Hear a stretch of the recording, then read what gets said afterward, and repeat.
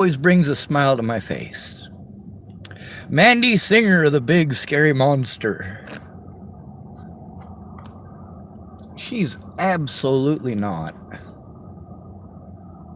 Mandi Singer is such a fucking sweetheart, but she's real. She screws up.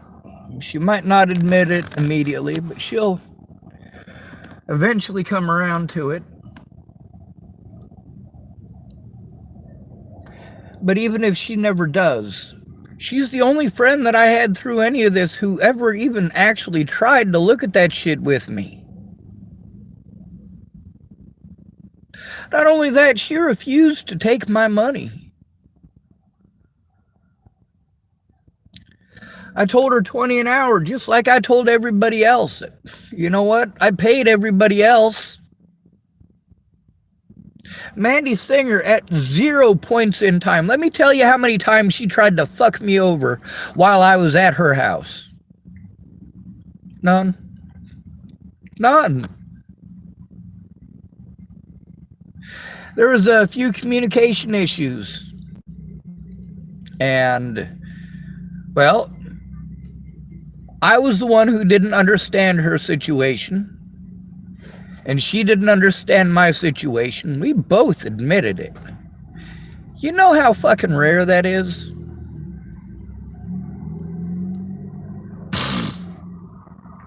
Mandi Singer is a fucking badass. And my little sister is a badass too. When she showed up, she really did fucking try. That very first day, but you know, I forgot about her getting choked out, and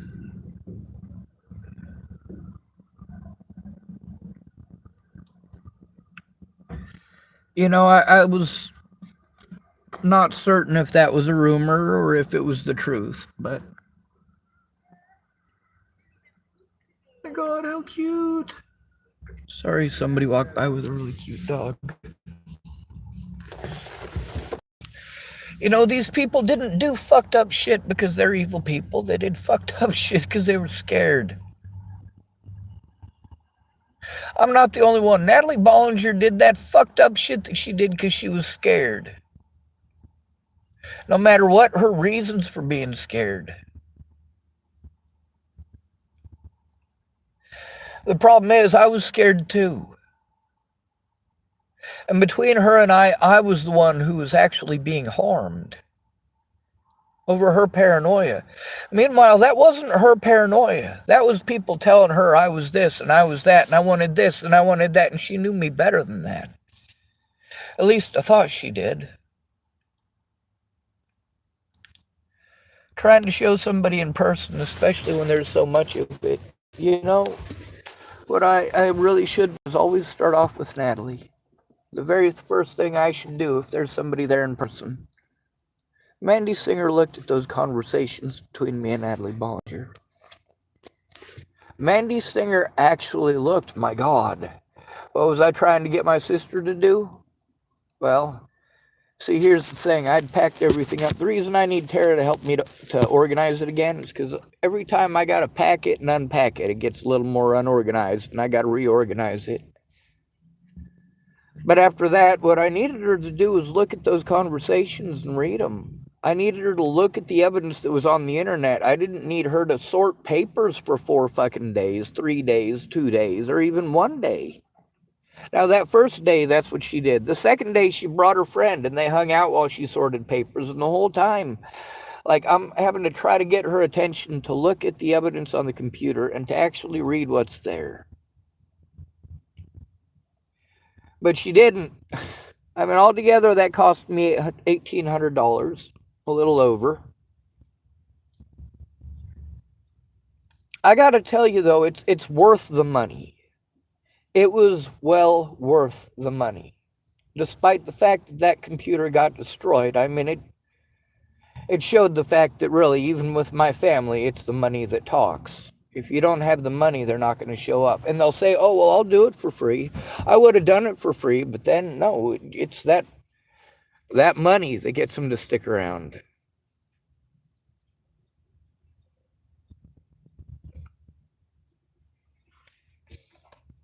It's expensive.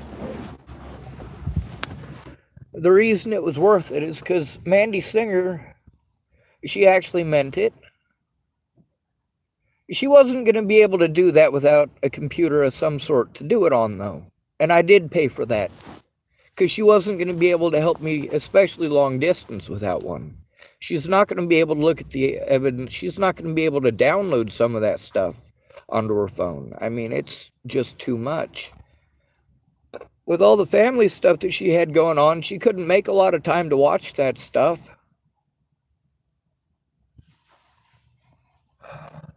The parts that she did watch, she was able to verify. The other parts, she admitted. She didn't try to verify something she hadn't seen. She didn't try to verify that. Also, the other thing is, like, I told her all of the worst shit that I did. Not trying to lie here, but I did fess up to everything. Everything I did anyway. Now, why the hell, this is what I want to know about all these people. Why the hell would I fess up to your assumptions? Why would I fess up to your abuse? That's just stupid. Now, you also get to hear how my family was wanting to redirect and deflect and, you know, like the conversation with Kimberly Vaughn Martinez. Of course, that's all in typing, and that's the worst way to fucking communicate is in typing. That's what I did most of the day, is type with Megan Messigatis and Dan Fabert. And here's the thing, I probably could have tried to find a way to kick Dan out of the group, because I'd already tried and failed. Because Polar Bear, that's his street name anyway, was also a part of the conversation, and he wanted out of it. So I tried to figure out how to get him out of the five-way texting thing, but I couldn't figure it out. There's also Community Action Karen, and it turns out that they don't accept texts. So even though that lady was added to the conversation, she's obviously not going to see any of that. Not unless I take my phone in and show it to her in person. My hands are pretty filthy. Not sure if you can see that. And of course, I got them eye boogers in here, and of course, sticking my fingers in them ain't helping probably. I got too much anxiety to go inside of the Starbucks. See, that's one of those things that when you know yourself, but other people don't. Like me, I know that if I go into the Starbucks right now, I'm just going to people because I'm scared. Not that I'm going to go in there and harass people or go out of my way to be a scary feller. It's that I am scared fucking shitless right now. And I'm not going to tell you about the things that are going through my head, but I can guarantee you 100% one thing. It's not killing other people. It is for certain 100% always not killing other people. Now, there's all these folks that knew that I was being threatened and saw these threats, and I showed these threats to them. Yeah, that the cops wanted to pretend I was crazy when I said those things, and they wanted to just not look. If they didn't look, it didn't happen. If they don't look, it didn't happen, and that's why I needed to show it to other people. A lot of these cops, even when I did go in, and I had to go in by myself. You know what the great thing about Molly Smith is? She did go in to talk to the police with me. This is like over 6 months after Natalie died. Molly Smith finally went in with me. And those cops pretended. They at least pretended to care. They were a lot more humane towards me. They lied a whole lot less. Molly Smith was spectacular. Let me tell you about all the horrible shit that Molly Smith did. She didn't Like, seriously, I know that people are pissed off that I tell their personal business, but their personal business is the reason that they didn't help me. But that's not what the cops said. Now, you guys see how this works, right? If I repeat what the cops said about these people, they don't like me. They say I'm slandering them and that I'm lying. Whoa, hold on a second. Hold on a second. I thought you didn't know nothing.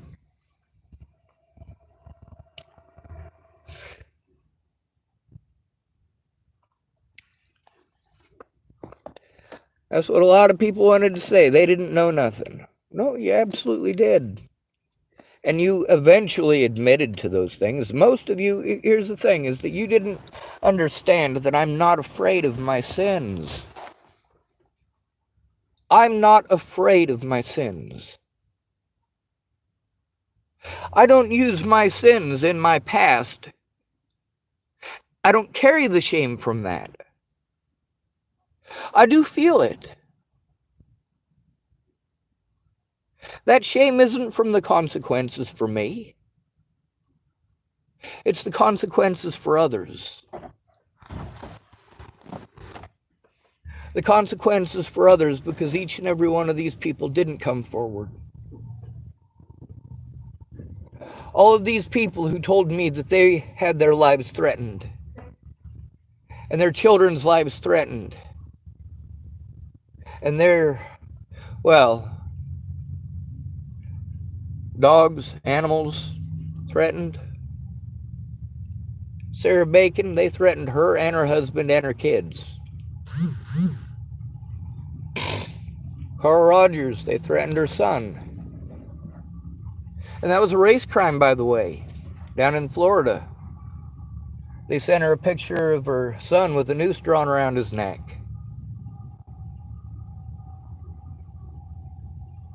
You guys want to know why it is that I attempted suicide in January? It's because in January of 2018, right after Natalie died, they hadn't found Joseph Michael Lopez. I understood why Natalie did, or why Candace did what she did. She didn't know if I killed Natalie or not. Kayla Trujillo did. She wasn't coming up forward or speaking up, but of course at that point she's got to think about the fact that I'd gone to her repeatedly. She knew at that point, all right, because I had stayed at her house for almost a week and panhandled up the money so that they had all the supplies that they need and food and even weed. That's where Polly Olson gave me that donut. You know what I was doing when Polly Olson gave me that donut? Panhandling. Flying a sign. It was around Christmas time, and A-Bear said, man, you'll make a lot of money. That's A-Bear, another person from my stories, who also is recorded on my YouTube channel. If you don't look, it didn't happen, right? Plausible deniability. Well, Mandi Singer.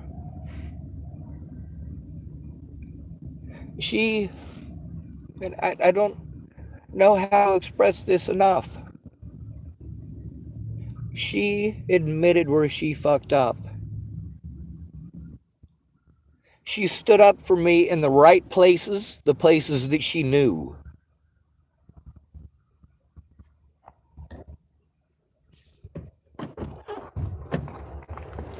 Mandi Singer's mad at me because I called her out about racism.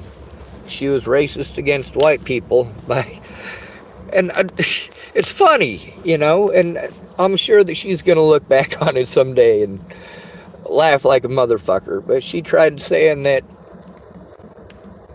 Will Smith smacking Chris Rock over Jada Plunkett, fuck it, tried to say that was white people's fault.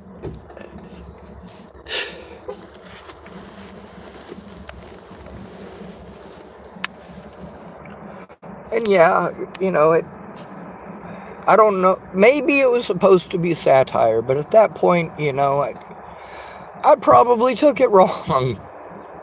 That's a good possibility. There's a good possibility that she was just trying to put up some good old-fashioned satire. And lo and behold, people did what they did to me. Or I did to her what people had done to me. And that feels horrible. When you do something to somebody else that you hate it when people do it to you. You didn't mean to do it, but you did it anyway. You made a bad assumption and, well, there's consequences. What do? Do you fess up? Or no? I suppose it depends on how much you like the person you screwed over.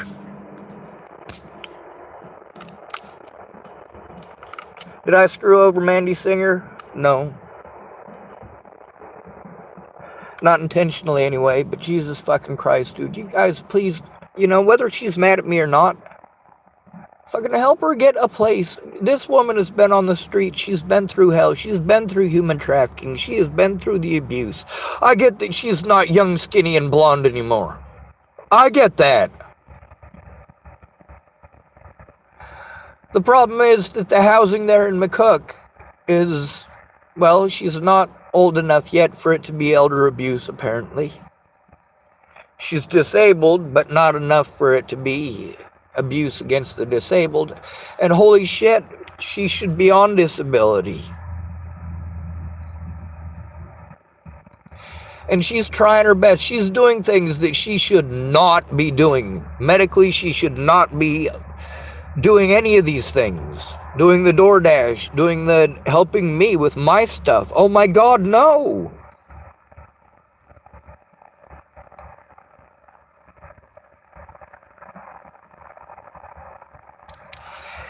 And I know that, Meg says that it didn't do any good. She did finally come forward, and it took her too long, and that's why it didn't work in the courts. She didn't take it seriously until I literally had to break the law. I kept telling y'all, I go to one place, they tell me it's not their job. I'm still told to call those places again, and expected to call those places again. After the fourth or fifth time that the Dual County Sheriff's Department had told me that I needed to call Meg, I didn't want to call Meg. I sure as fuck didn't want to call Meg. I never wanted to hear her voice again. I call her up to try to tell her that I was just assaulted, and I tried to take it to the sheriff. They wouldn't listen to me, told me I needed to talk to Meg. I call Meg, she says it's not her job again.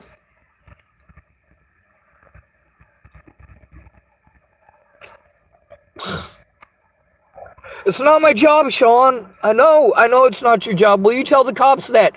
Because they told me to call you again. And then later on, I'm like, all right, well, now will you please, now that you understand I'm telling the truth, will you help me turn those things in? Oh, no, Sean, I can't do that. It's too late now. Fucking duh. Why can't you say that? Why can't you admit that to the public? Because I'm being painted as this horrible monster to the public. And guess what? I'm screaming at the public too, the same as I scream at you. You don't allow me to defend myself against your bad assumptions. And that's the great thing about my YouTube channel. You don't get to interrupt me. You don't get to pretend that your bad assumptions are more important than what I'm going through. You guys feel that you were victimized because I spoke up when you didn't come forward, when you said it wasn't your job. And I get that. It's not your job. For most of you, you could not and should not be expected to come public.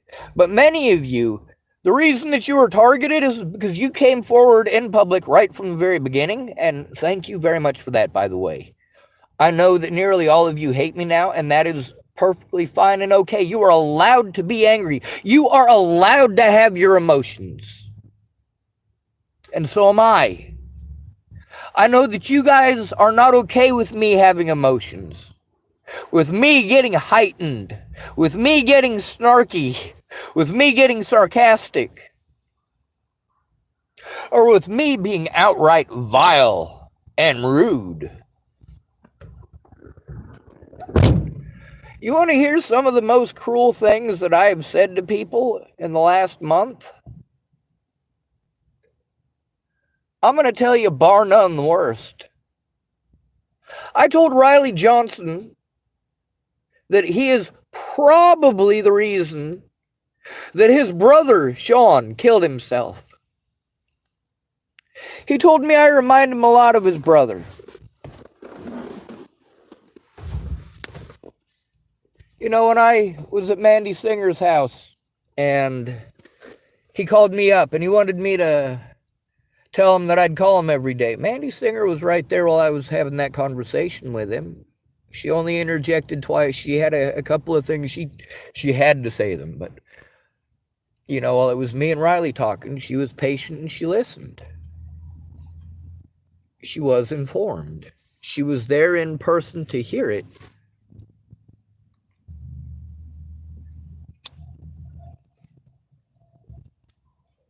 When he's in crisis, he expects me to pick up immediately. When I don't pick up immediately, he's angry with me. When he ignores me for 6 months, I'm angry with him. Now let's look at the time frame difference. I'll open up my phone here and I should probably take a screenshot of it and try to edit this video and use it as a screenshot. We'll get to see how many times he called me in a row while having a panic attack and treated me like I was a horrible person because I didn't pick up the phone immediately.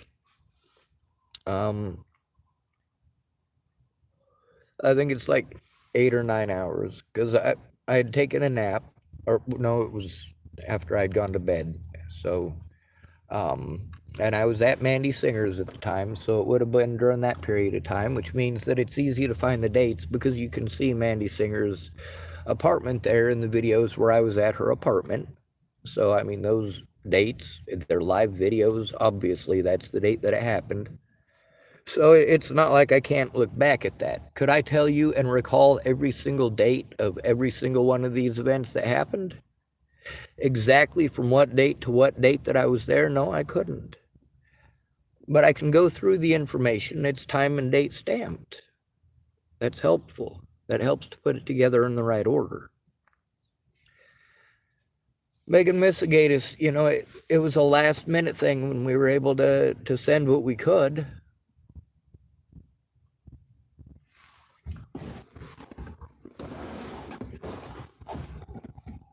By preventing me from getting my paperwork into the courts, even though I did turn it in where I was supposed to on multiple occasions, and then I was told I needed to give it to other people. Remember that tactic. They're going to tell you the wrong people over and over again if they don't want to deal with you. Where the fuck did I put my cigarettes? Now, Mandi Singer did blow up on me on a couple of occasions, and there's a reason for it. And her reasons were 100% valid, and I will not take that away from her. There's a lot of people who are mad at me. Their anger is valid. I will 100% validate their anger. The reasons for it, no. The reasons that they claim, anyway. I understand why they're angry. I know exactly how they feel. They're angry that I posted it on my YouTube channel. You know, it's not like they were posted on Denver 7. The video that I posted that's a conversation between you and me probably has somewhere between 8 and 56 views. Probably not very many. How many people watch the nightly news? Although most people are going to forget about that. The people who know me are always going to remember that, but that doesn't mean that they ever followed what was going on. That doesn't mean that they ever cared to listen beyond hearing the accusations.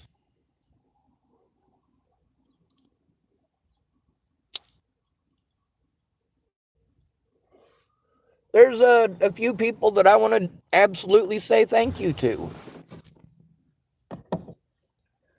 Most of the situations were not their fault, Megan Messigatis. Although the things that she did, some of them are absolutely criminal. I understand her fears and why she didn't.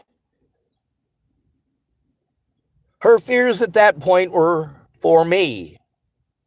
I needed her to not have fears for me. At that point, it wasn't about me. It was about getting that gun to somewhere safe. And I'm not talking about some underground fucking black market fucking bullshit. I'm talking about getting it turned into the right law enforcement. And to get the situation turned into the right law enforcement.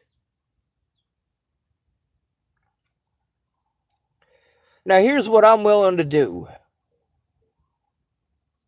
If one of you is willing to call the FBI with me, I will accept the federal charges. We can leave Bob completely out of it. We'll just call him an extraneous Bob. The paper trail all shows me. All 3 of those 80% kits are accounted for. I did absolutely make sure that he did not have any of that. He doesn't get to blackmail me into making his dream gun. That's not going to happen. So here's the thing. I am the one who did the illegal part of that. I was the one who ordered the parts. I did make sure that there are receipts. I can tell you where the receipts are. I will also sign over permission to look up on my card here that my government payment for my disability comes to every single month.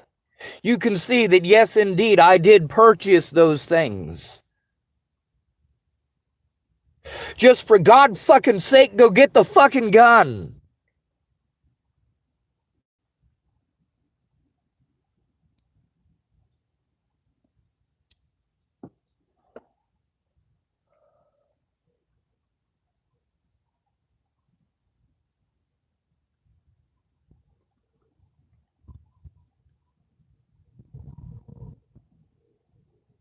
I know for now that it's safe.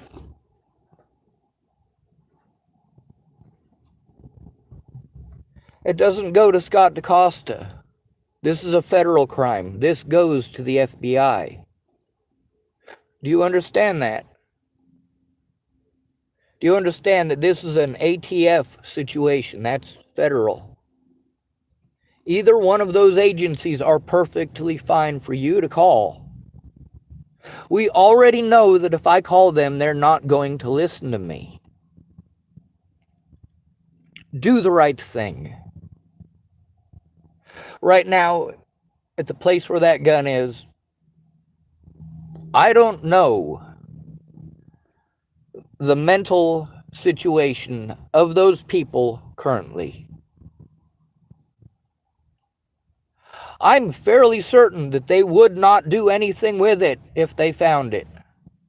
I know that they're not aware that they have an illegal firearm on the property. They are, one of them is well aware, has been well aware since, well, pretty much since day one. Now, since 80% kits are not illegal, well, I figured I'd gift those 2 to him if you wanted them, and take that illegal one to the sheriff's department. Well, obviously, that can't happen. Obviously, the Dual County Sheriff, not a good idea. Also, due to the fact that, well, with the current situation, there is a possibility that they wouldn't care that that firearm, that he didn't know that it was there. They would probably try to charge him anyway. And I'm not going to get into the reasons for that. Those can come out in court because he's going to need my advice. Well, not my advice. Not my advice at all. He's going to need my recollection and my evidence. But Well, as he well knows, there's all those tricks that they can use to keep that out of court, or as Marcia Estrada calls it, their sleight of hand. The great thing about the evidence that I have is that I recorded that sleight of hand. What they did, why they did it, why they got away with it. I documented every bit of it, every step of the way. Sure, a bunch of it has been stolen. A bunch of it has been erased. Not my fault, but I do take responsibility. I'm not the one who erased the computer, but I should have kept an eye on him. And I already knew that he was schizoaffective. My little sister convinced me that he wasn't, and yes, that's all recorded. I should have known better. The guy was saying that he had the ability to have his cousin fly military drones over my sister's house. I did know. And that's the worst part.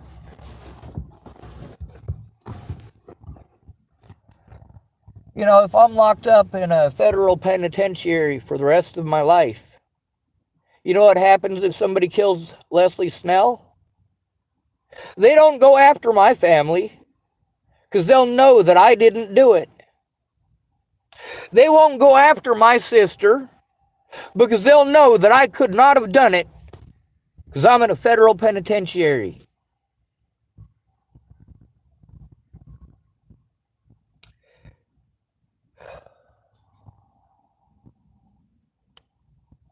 My sister's afraid to come forward because they might kill her family.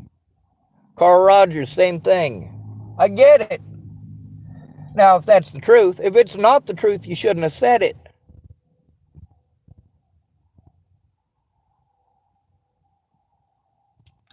If going to a federal penitentiary is what needs to happen in order to keep my loved ones safe, then by fucking God, let's do it.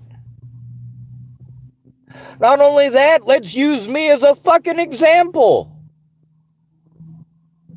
I told you these predators getting away with all of these horrible things, and I explained to you why. And then when I do them back to them, you see that I'm still out here, right? Well, of course, Ted Bollinger had an illegal firearm and methamphetamines on him. Now, here's something that you guys have not seen with me. I don't get busted with drugs on me. I don't get busted with firearms and with knives and shit like that. Do you know why?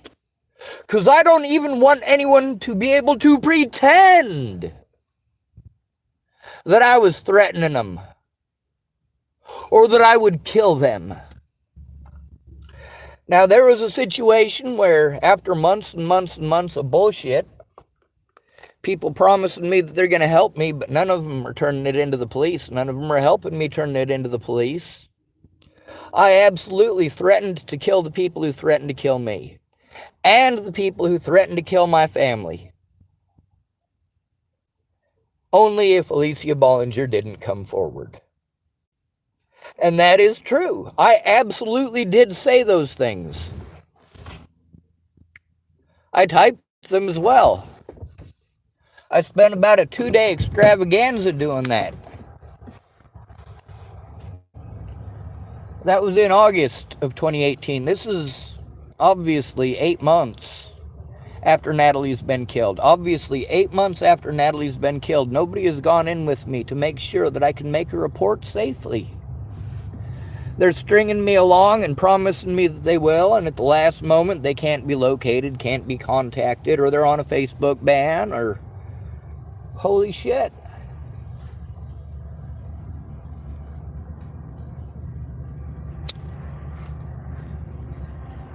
That's also when people started making promises that later on they wanted to amend to something else. Now, I told people a lot of things that were absolutely true. Absolutely. When I told them that I wouldn't this or I wouldn't that, well, there's also stipulations. You keep your word, I'll keep mine. When it comes to other human lives, yeah, I'll break my word like a motherfucker. If I told you I'm not going to tell anybody something, well, chances are pretty good that I'm not going to tell you that under no circumstances will I tell anyone. If keeping your secrets will get someone killed, I'm not keeping your secret. Fuck you. That's not going to happen.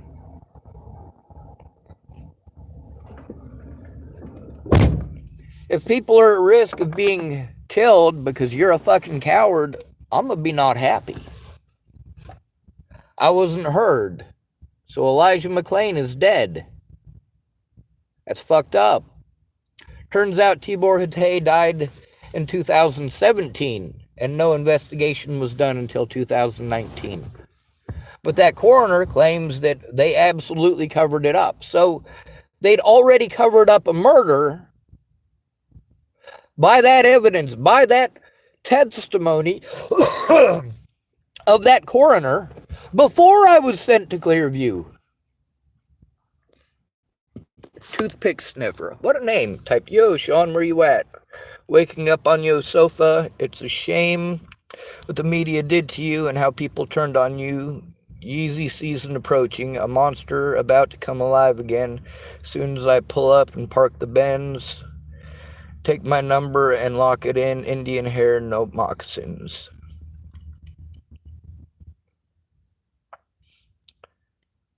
Ah.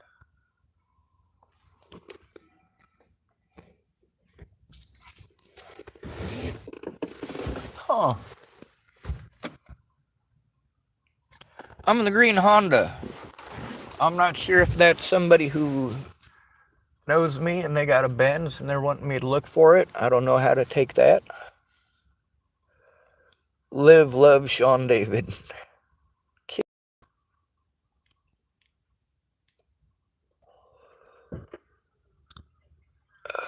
I do live, love. I'm going to tell you something. I'm going to tell you about the loyalty of a dog. You know, if somebody comes up on you and you're afraid of that person, let me give you an example. I know a guy, he's got a dog who hates black people. His dog doesn't hate black people. He's afraid of black people.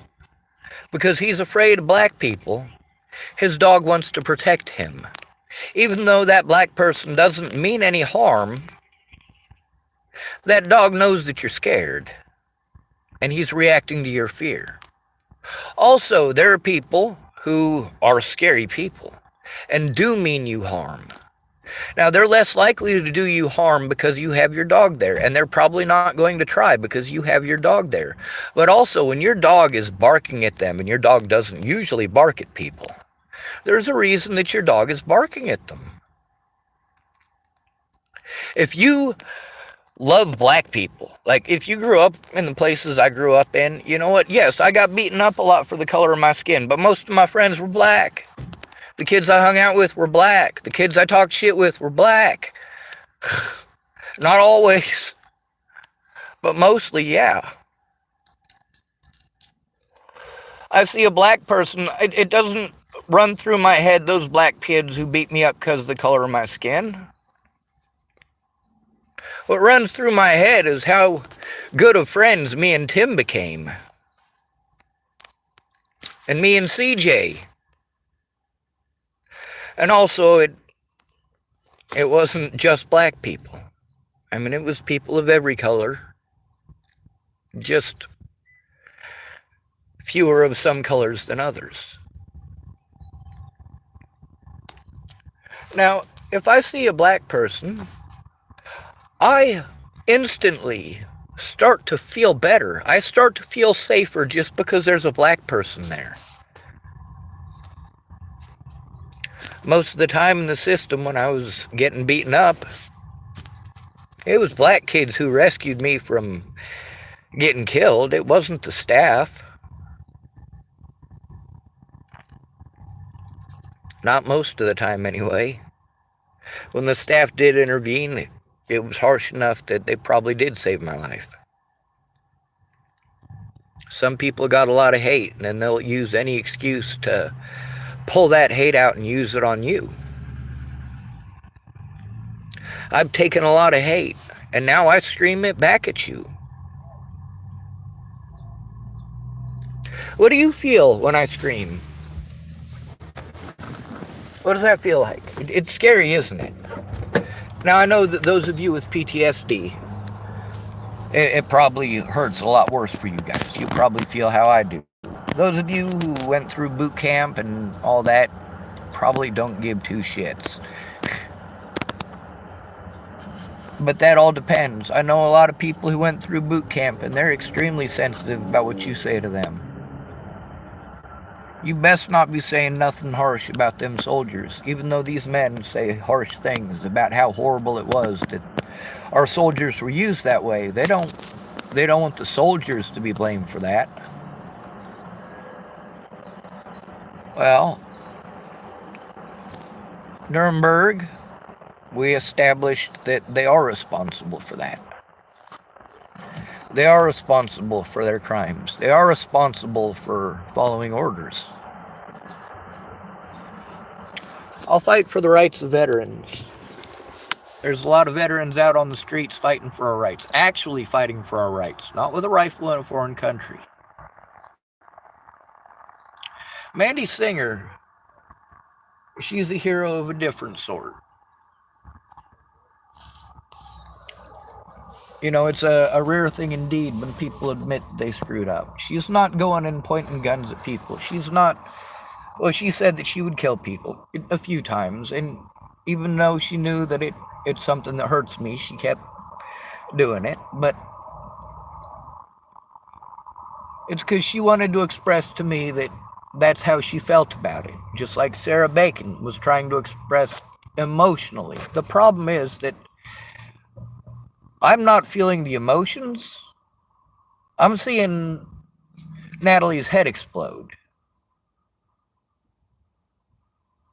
I'm seeing Ogre getting his skull smashed in by 6 college students with a rock.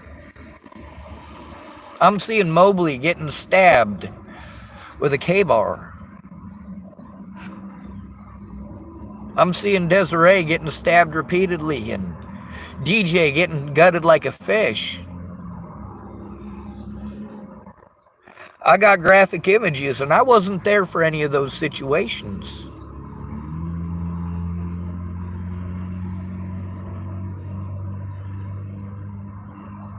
Or at least I wasn't there to see most of them. But when I found out what my friends had gone through, the first thing that goes through my head, I imagine going through it. I imagine what it must have been like. And no, it mustn't have been like that. Just because I thought it doesn't mean that it was absolutely like that. I mean, the way that I had it imagined in my head, you know, there's somebody helping me put my intestines back in. And actually, it turned out that was actually the case for DJ. But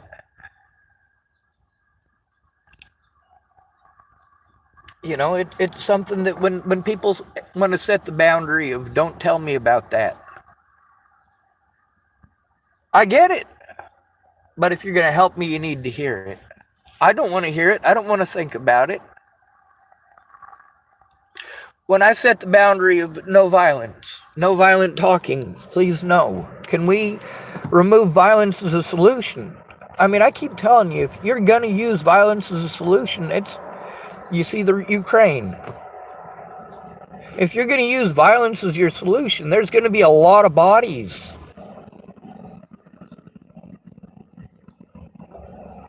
Is that or is that not what I'm trying to avoid?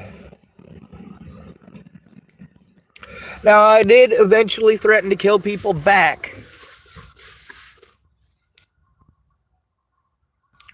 I want you to think about that.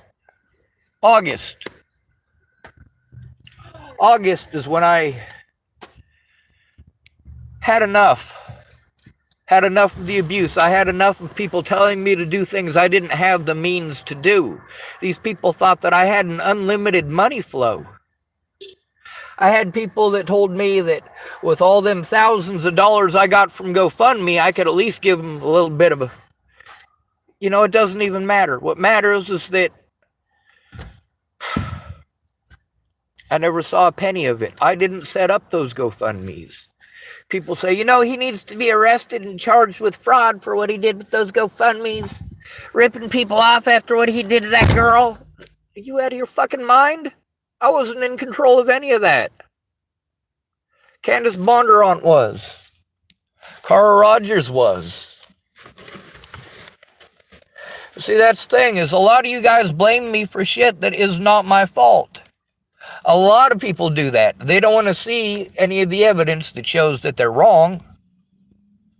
They never cared to see it. They promised that they were gonna, said that they were gonna, said they were gonna help, said they did care about the evidence and they were gonna look, and sure enough, they showed themselves to be asshats before ever looking. Or they didn't make time, and the cops got to tell whatever story that they wanted. But then again, people wanted to just look away and pretend it didn't happen. My own friends, that's what they wanted to do. Look away and pretend it didn't happen. Pretend that there's no consequences because they're not there to see them. And then they want to tell me about the consequences for them, but pretend like there are no consequences for me. There are consequences for them because I told the truth, but, you know, somehow magically here I am in my Beverly Hills mansion hanging out with Snoop Dogg and fucking Martha Stewart. Yeah, this is my crochet circle, motherfuckers. Say, what up, Snoop Dogg? What up, Snoop Dogg? Now, obviously, ain't no Snoop Dogg in here. Obviously, I ain't in no Beverly Hills.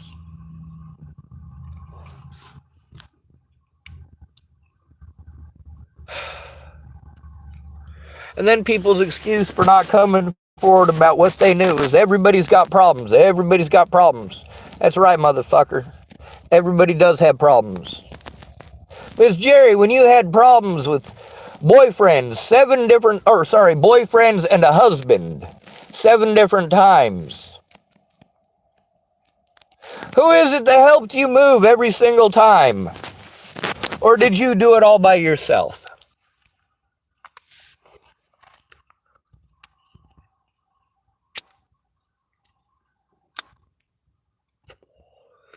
You want to magically forget about all of the things that I did. You want to pretend like I magically forgot about all the things that you did.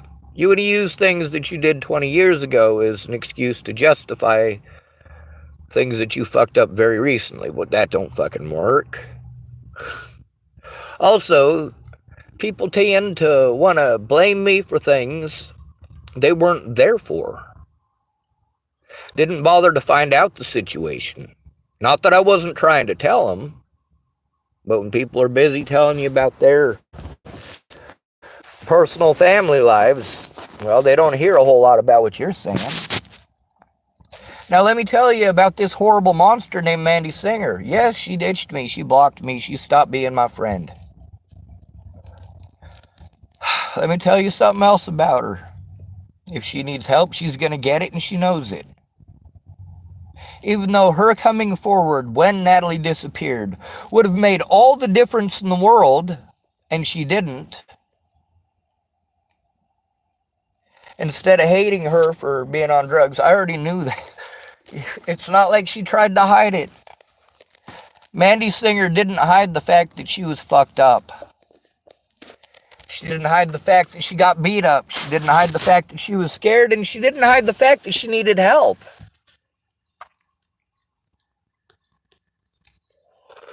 She asked for help. I was Johnny on the spot because I absolutely love her. I also love Peaches. I also love Alicia. And I'm going to tell you a secret about Meg. I love her too. I've never met her. Layla Johnson, I love who I thought she was. Now, how many of these women do I want to diddle? None. None.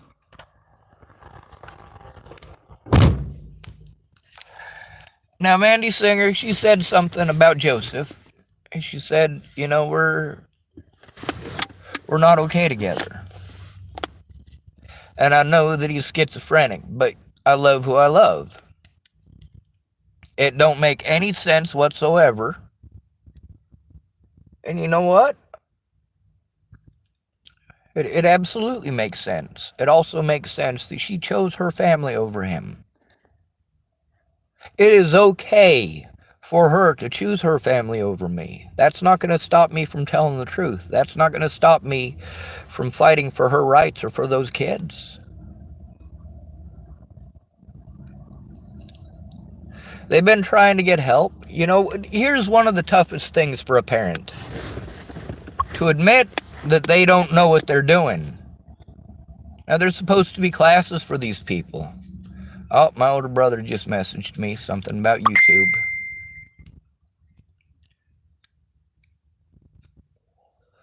I suppose I should end this video, but, you know, I really wanted to explain to you how important Mandi Singer was. And I say was because, you know, she said the things that she needed to.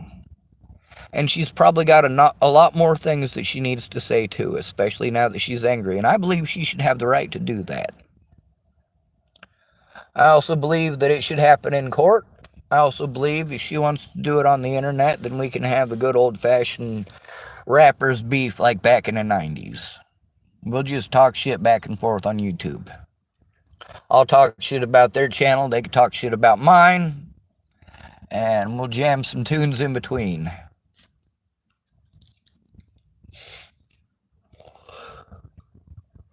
That was the great thing about Dan Favorite today. He sure had fun.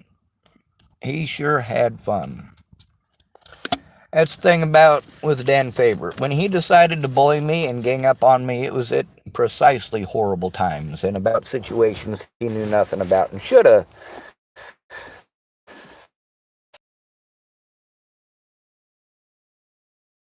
Now before his, but he couldn't help himself. He was sucked into the drama,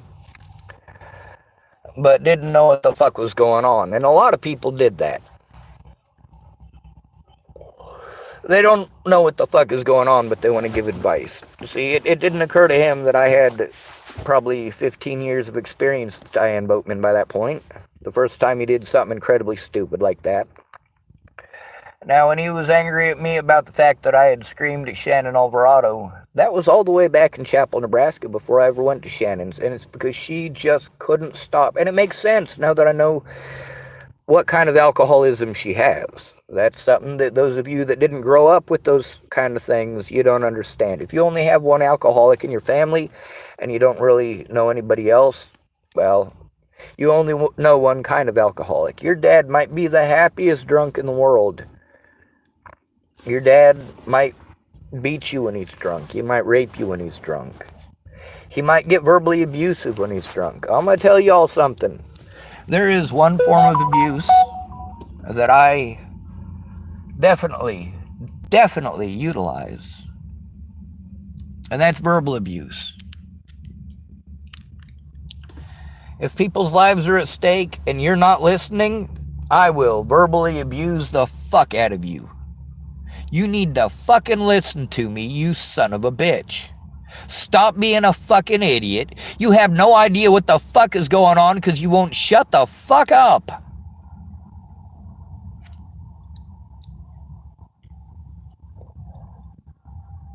See, that's the difference between being rude and being blunt. I need you to listen as being blunt. I need you to stop talking about yourself as being blunt. I'm not trying to be rude. If I'm telling you to shut the fuck up, I'm doing it because I need you to shut the fuck up and listen. You've talked enough about you. Shouldn't have been a 3.5-hour argument with Meg the other night.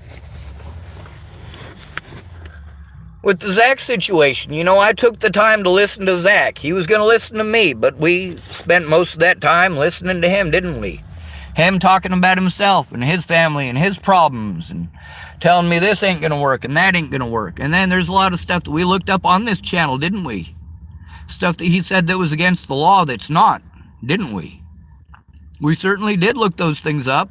Now, why did we look those things up? Did we look those things up because Zach said so? Well, we actually did look some of them up then. But back when we first looked it up, it was over Scott DaCosta, wasn't it? It's because Scott DaCosta was saying those things. Scott DaCosta was trying to say that that was what the law was. Why is it that Zach thinks that that's what the law is? Well, it's because he was fucking lied to and railroaded. He knows it. He knows he was railroaded, but he thinks in his head that because they said it, it must be fucking true. No, Zach, look it up. You got fucked. You got straight up fucking ass raped by the system, no lube. You got straight sand cocked up the asshole. Hurts.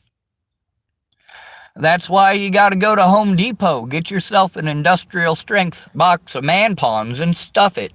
Because nobody wants to hear it, just like you said, just like everybody keeps telling me. Dude, you're a dude, nobody gives a fuck.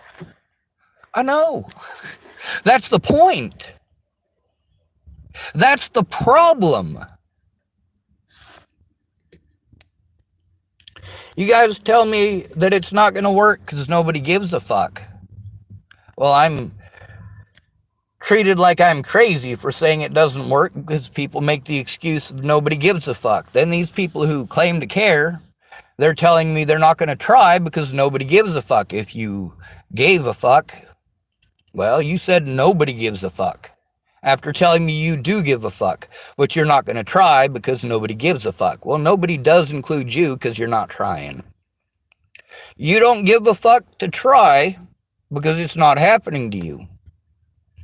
Now, then we've got situations where many of these things did happen to other people. When I told you about the fears with housing, I even told you about the fears with housing that Mandi was risking before I ever went to Mandi's. Before she ever voiced those things. And then when I was there, she did voice those things. Why did she rage on me? Because she was afraid that she was going to get kicked out of housing for helping me. And that is a very legit fear. Especially with the neighbors harassing her the way that they do, and the way that, the landlords there aren't allowed to harass her anymore because she had enough of those complaints that turned out to be untrue, that basically anybody could complain about her at any point in time because they knew she used to be homeless. People don't want those people. Those people are this and those people are that. And they happen to be right that she used to be a drug addict.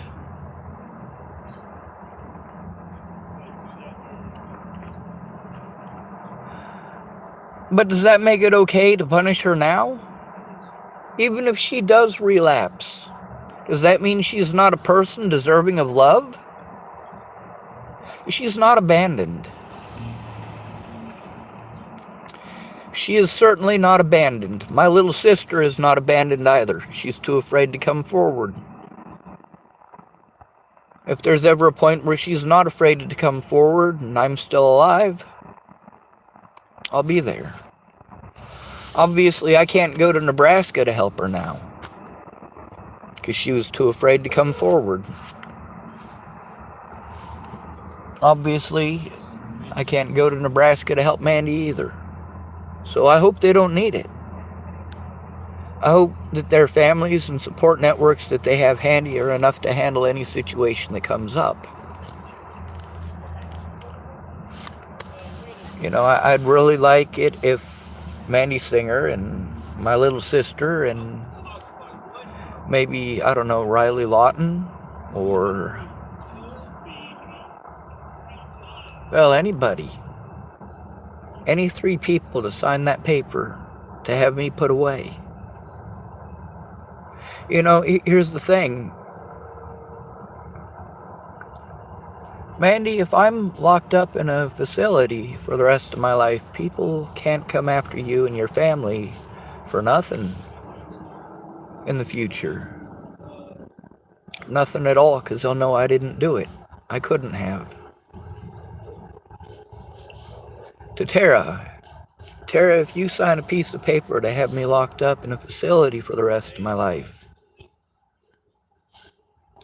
then you and Destiny will be safe if anything happens to anyone in Natalie's family. If anything happens to Alicia, they won't come after you and Destiny. If anything happens to Danica or Rochelle, they won't come after you and Destiny. If anything happens to Leslie Snell, they won't come after you or Destiny. If anything happens to any of these people, if anything happens to William Barr or the Martindales, You won't have to worry that people are going to come after you in Destiny. Just sign the paper. I'm going to drop you all. I love you. Even though you're fucking stupid. Even though you got no goddamn common sense enough to stand up for your own fucking rights. I am. Anyway, apparently my brother sent me something, so I'm gonna spam the shit out of him with a bunch of stuff from YouTube. Y'all be safe. The last I heard with Mandi Singer, she was about to lose her housing because they made this deal and all that so that she could move into a different housing, and then at the last minute they want her to do stuff that she's not capable of. So she might be homeless right now. I don't know where. I don't know any details. This is just speculation at this point. Fucking look out for her, okay? Yeah, she can be a little strange at times. When she's overwhelmed, she might fucking bark at you. I bark too. I definitely bark a lot. I got no teeth though. I got no bite. The whole bite that I got is in evidence. That's my bite.